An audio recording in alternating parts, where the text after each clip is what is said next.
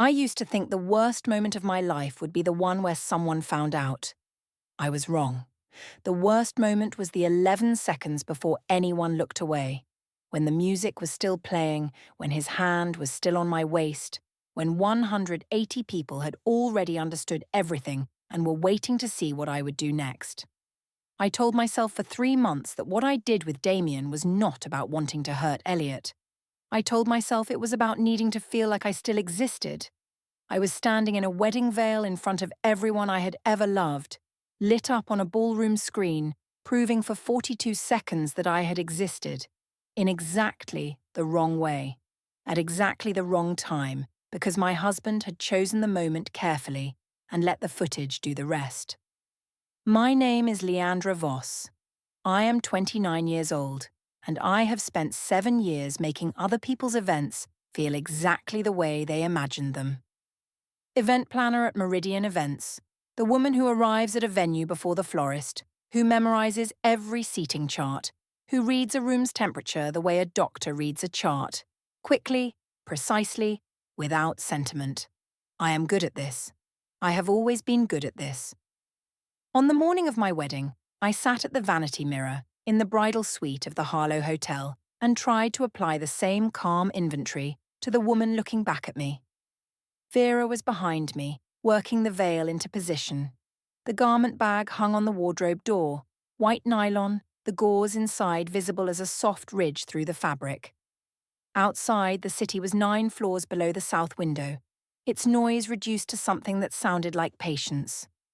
I counted the details the way I always do when I am uncertain.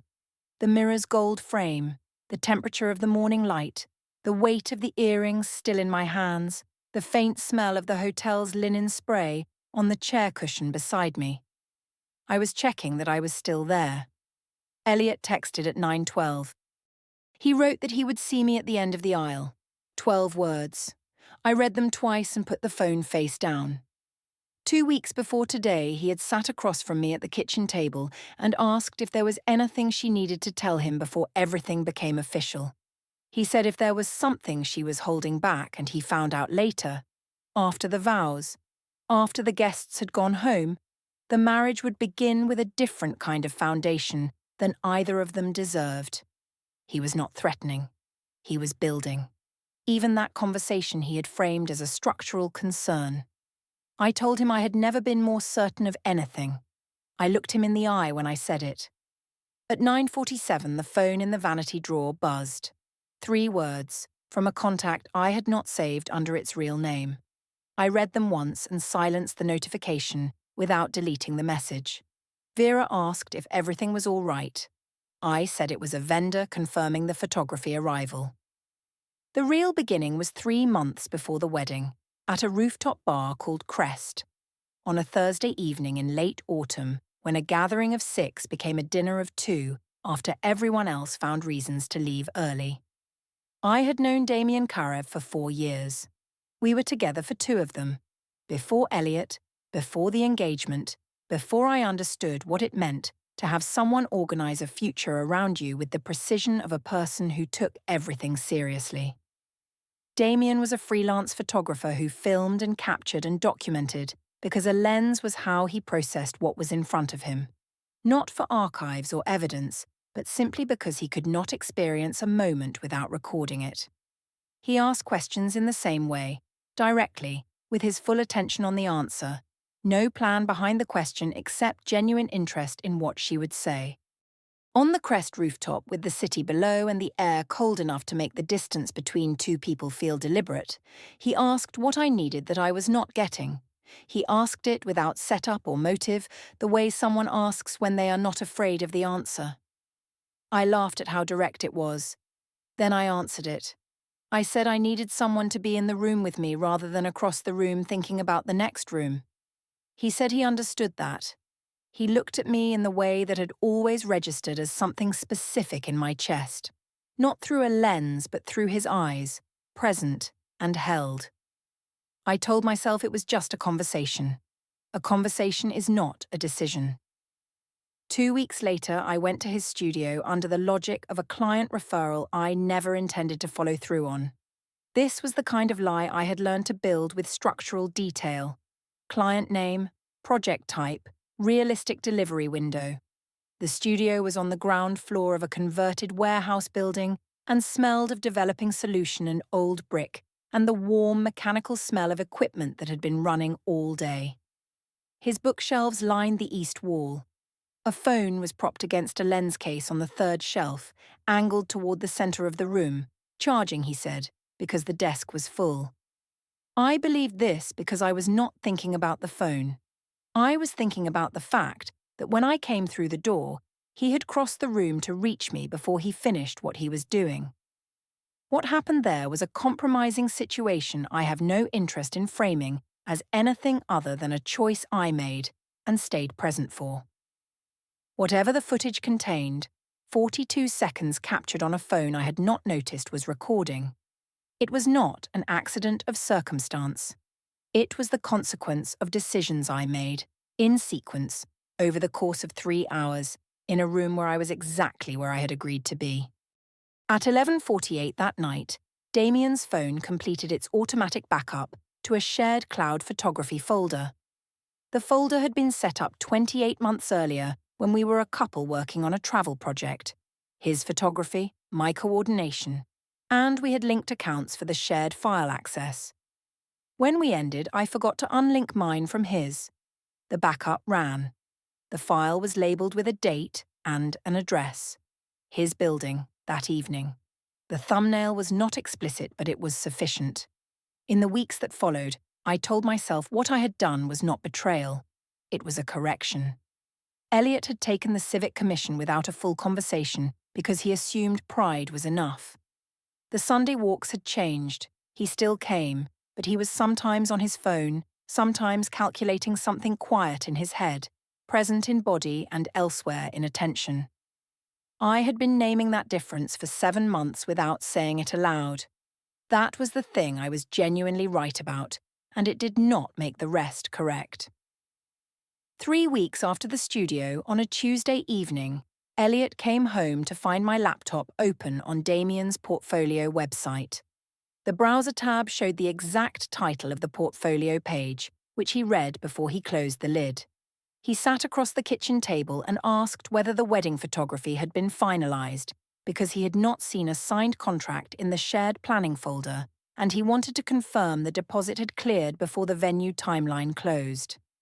He noted the tab he had seen and said he was not making an accusation, only asking a practical question. His offer was to go through the remaining vendor list together that evening, so nothing was left unchecked. I said the photography was handled and that managing vendors was my professional expertise, and I did not need assistance with it. He said okay and left the room. He believed a question framed carefully enough could do the work of a conversation he did not yet know how to have. He was wrong about this, and the evidence that proved him wrong was already backed up to a cloud folder his browser had saved the login for. 6 days later, he tried again. He found me in the kitchen late in the evening with my phone, the study door pulled mostly closed, and he asked whether she was all right. He said he had noticed she went quiet in the evenings, and he wanted to sit with that before the wedding rather than carry it forward. He said if there was something on her mind, the time to say it was now, when the shape of things could still be adjusted, not after the ceremony when the foundation was already poured. He asked her to tell him one honest thing about how she was feeling, and said he would listen without adding anything to it. I told him that wedding planning was exhausting and that I needed him to trust her process. He looked at her for a long moment and said he would. He went to bed. On his nightstand, at 12:02 in the morning, his phone received a notification for new content in a shared album. He opened it. He lay still for 3 minutes. He got up and went to his desk and opened his laptop. He was there until 3:40 in the morning, and I did not hear him. Vera covered for me on a Thursday evening Elliot believed was a bachelorette dinner. In her car afterward, in the parking lot, she told me she did not want the details and asked one thing: be careful. I said I knew what I was doing. She drove me home without another word. The ceremony was at 4 in the afternoon in the Harlow's East Hall, which I had walked twice before the wedding day to check the sightlines and the lighting temperature and the width of the aisle at the third row, where the angle from the entrance changes. I had organised events in this building 5 times. I knew the smell of the corridor behind the ceremony room and the specific behaviour of the sound system in that acoustics.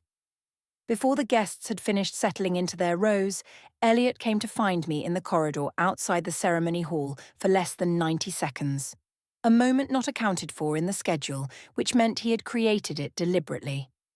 He said he needed to tell her one thing before they went in. He said he had found something a few weeks ago that he had not known how to address before today, and he had been deciding what to do with it since the night he found it. He asked whether there was anything she wanted to tell him, right now, before this became a conversation of a different kind. His eyes were not angry. They were the eyes of someone who already knows the shape of the answer and is offering one last open door before he stops waiting for someone else to walk through it. I told him I had no idea what he meant and that we were about to get married and that this was not the moment for that kind of conversation.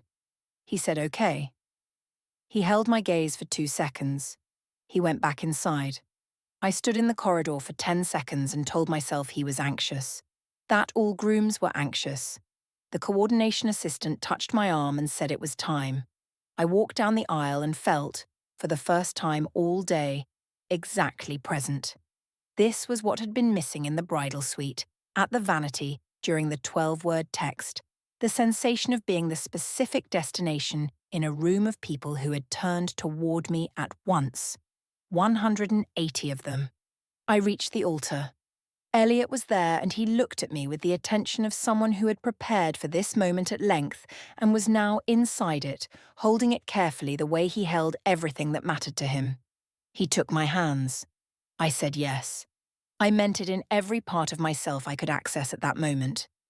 The reception began 40 minutes after the ceremony and I was extraordinary in it. Every name memorized, the movement between tables smooth, the room's temperature managed without anyone noticing the management. I had co-planned this event and I knew its architecture the way I knew every event I had ever run. I had never felt more like myself. The first dance was announced at 7:15. We took the floor and the guests arranged themselves at the edges with their phones raised and their faces open. Elliot held me with the same precise care he gave everything. I thought, this is what it looks like. I had built the image correctly. The song was right, and the room was right, and 180 people were looking at us, and all the attention in the space was pointing at me, and I was chosen and present and seen in the way I had needed to be for the entire length of our engagement. Behind me, the projector cycled through the engagement photo slideshow, which I had assembled myself, in sequence, with the correct pacing. I knew every image and every transition. I was not watching the screen. Beneath the music, I heard the mechanical click of the projector advancing between slides, the specific sound of the image changing. And I tracked it without meaning to because the rhythm was the one I had set myself. 1 click, 2. Then a third that ran a half beat longer than the others. A pause in the warm light behind me. Then the room changed. Not through noise. 180 people going silent at once does not sound like silence. It sounds like something being removed from the air. I felt the change before I understood it. I turned. The screen was 8 feet tall. The footage was 42 seconds of me and Damian, in his apartment, in a compromising situation that no guest in that ballroom could misread regardless of their age or the distance of their table. My face was visible. His apartment was visible. The brick wall, the bookshelf with the lens case on the third shelf. The footage showed what had happened and who had been there, and it required no explanation. The music played for 11 more seconds because the DJ was behind his booth looking at his laptop and did not understand what had changed. The song ran over the footage for 11 seconds, and then someone near the booth said something, and the music stopped, and the room held absolutely still. I saw my mother in the front row. Her hands were in her lap, both of them, folded and unmoving. She was not looking at me.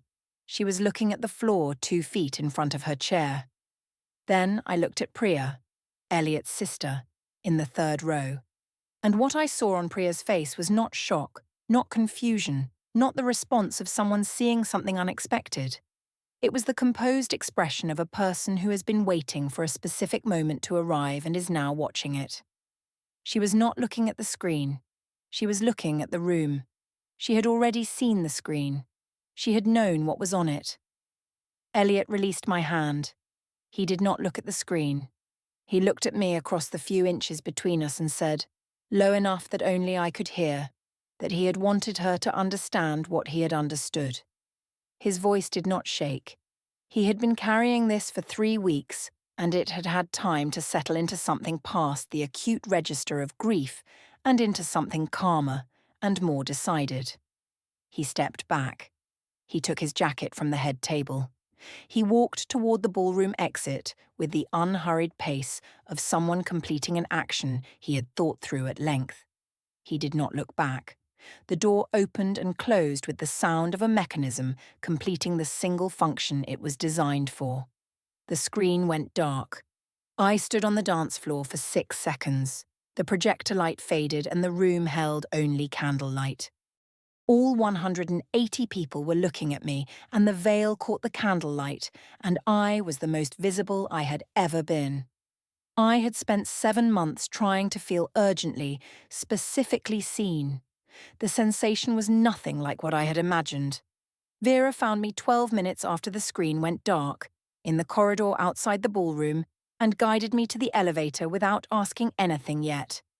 She pressed 8 for the bridal suite, and we rode up in silence, and she sat in the chair by the window when we arrived, and I sat on the edge of the bed in the dress with the veil still on. 4 minutes passed. I called Elliot. No answer. A second time. No answer. On the 3rd attempt, his voicemail played, and I did not leave a message. Priya arrived at the elevator bank 20 minutes later. She was composed in the way of a person who has had 3 weeks to arrive at the outline of this moment and is now in the actual version of it. She said she had known since the night Elliot called her after he found the cloud folder. He had come to her because he needed one person who would let him decide what to do with what he had found, rather than acting on it first. She said she had agreed because she believed that the right to respond to a betrayal belongs to the person who was betrayed. Then she said the thing I could not immediately answer. She had also agreed because she had not believed I would have used an earlier warning to stop. I said she should have told me, that I deserved that choice. Priya said she understood why I felt that. She pressed the elevator button and left, and the doors closed. From the bathroom I called Damian. The first 2 calls went to voicemail. The 3rd time he answered, and his voice was careful and flat in the way of someone who does not yet know.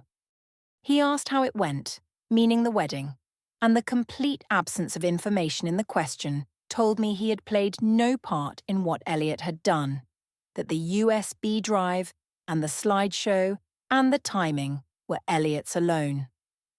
I asked if he had filmed us in his studio. He said he filmed everything, I knew that. I asked about the cloud folder. There was a silence of about 4 seconds, and then he said he thought it was unlinked. He said he was sorry.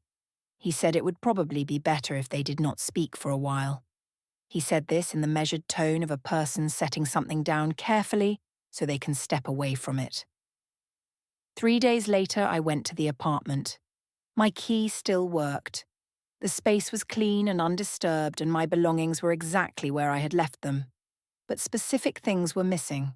His architectural drafting kit from the top desk drawer, his external hard drives from the studio shelf, the small watercolour painting from the Lisbon Street Market that had hung beside the bedroom window for 2 years, the one we always said was his, but that I loved more than any object in that apartment. He had taken nothing of mine.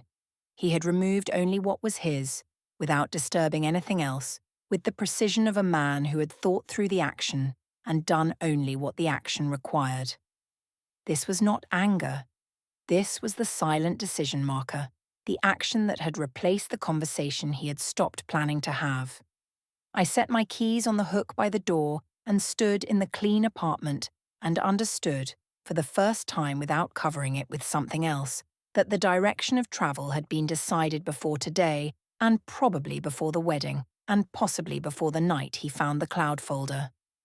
He had been building toward this moment the same way he built everything, carefully, without announcing the plans. On the second day, he answered when I called at an unexpected hour. He was quiet for long enough that I could hear his breathing through the phone.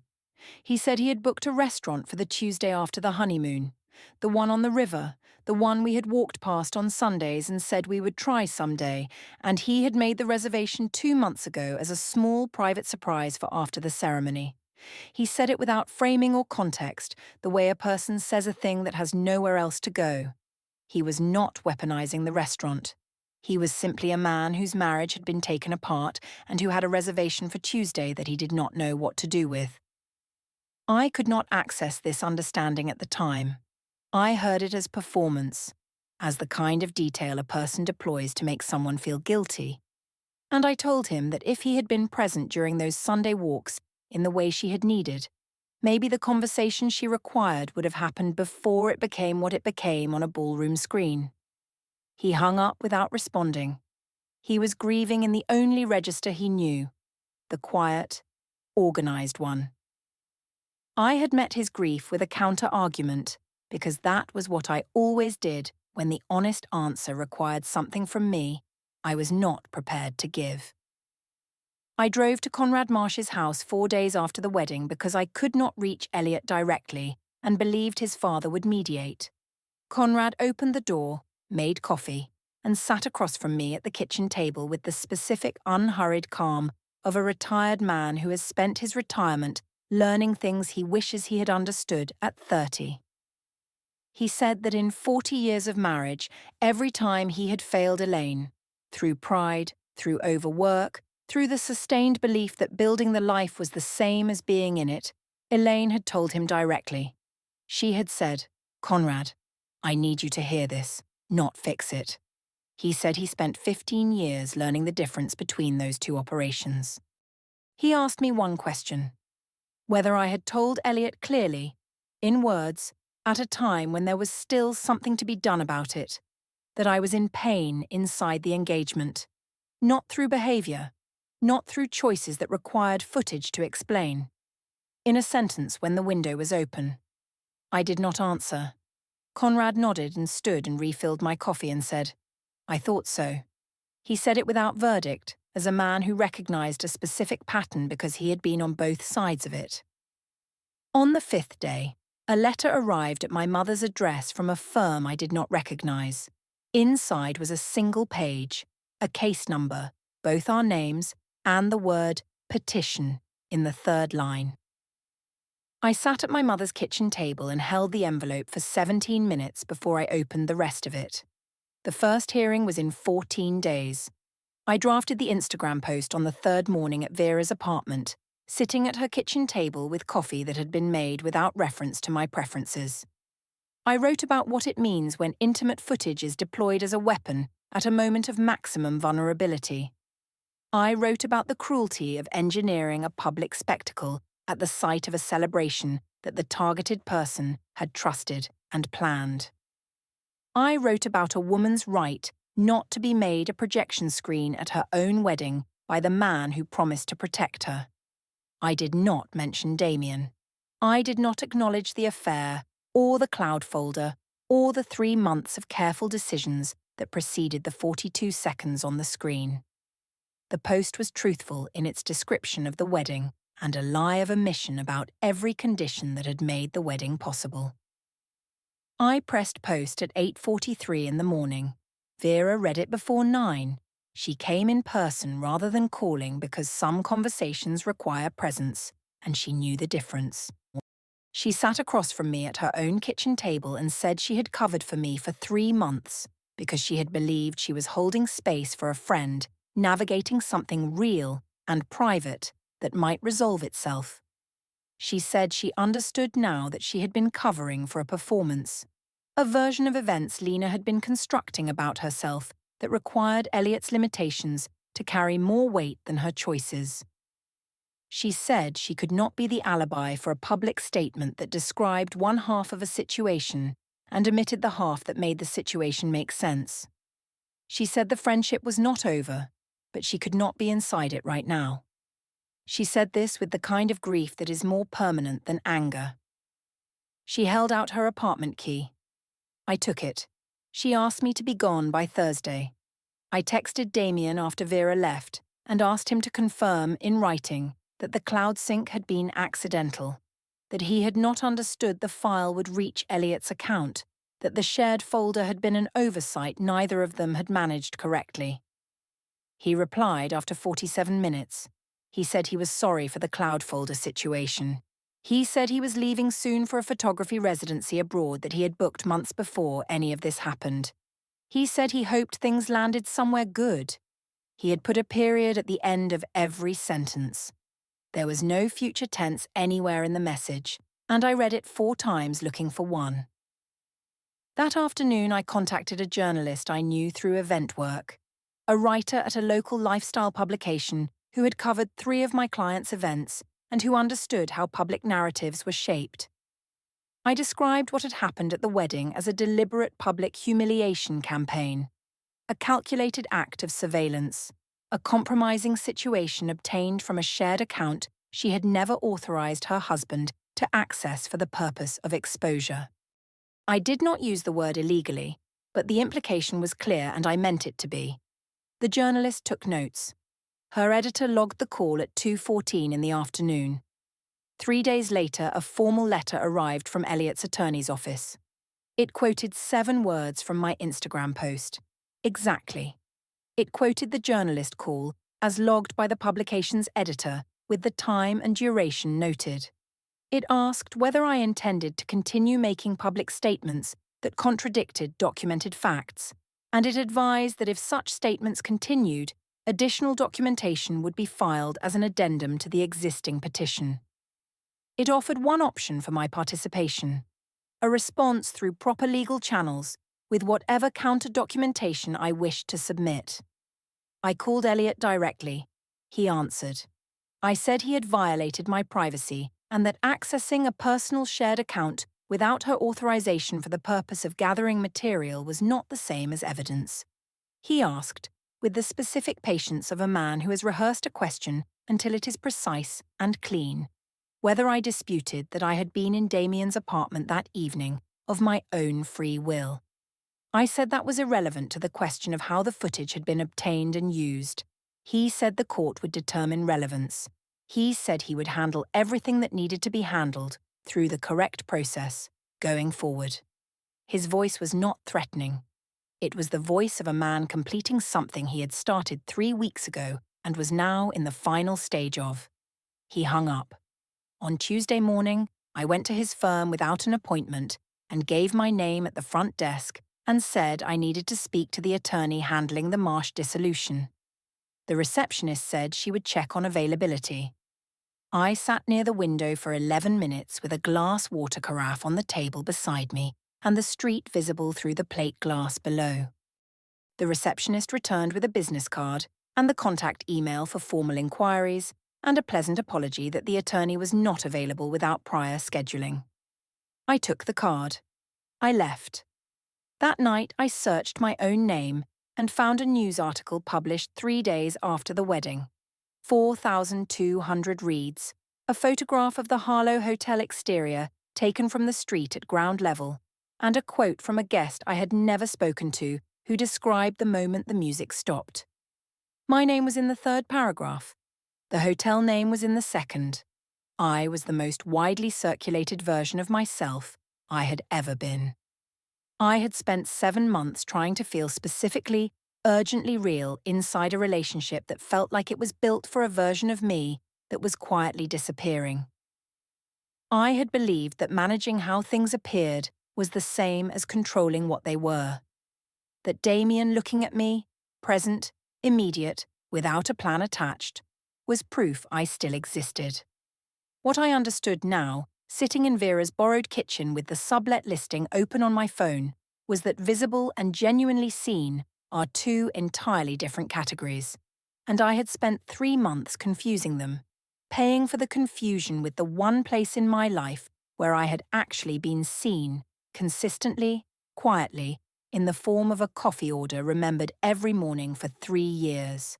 I had called that insufficient. Now it was unavailable. Both things were still true, and neither of them helped. I loaded 3 bags into my car on Thursday morning and drove to the new apartment to collect the key. 3 weeks after the wedding, I returned to the Harlow Hotel to retrieve personal items left in bridal suite storage. The venue held uncollected items for 30 days, and the second veil and the emergency kit bag were still in the locked room on the 8th floor. I parked in the structure below, concrete fluorescent strip lighting, cold stone. I was near the garage elevator when a woman in a grey jacket called my full legal name. I assumed she was a venue coordinator. She asked me to confirm my name and date of birth. I did. She handed me a sealed envelope, noted the time on a legal pad, said service was complete, and stepped back.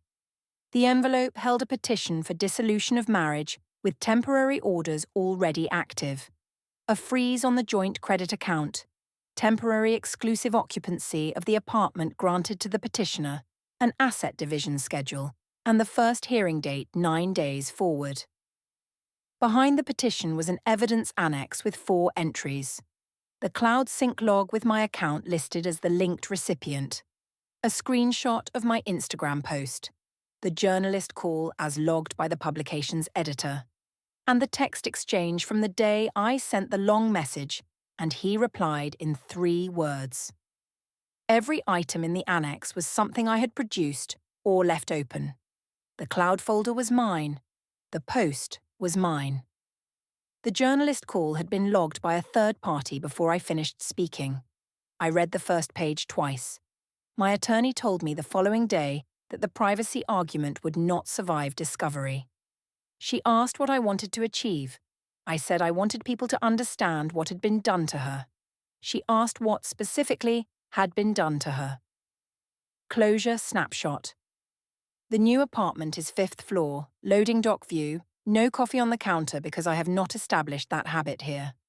The joint account is frozen. The asset schedule lists a balance smaller than I had tracked. Damian is abroad.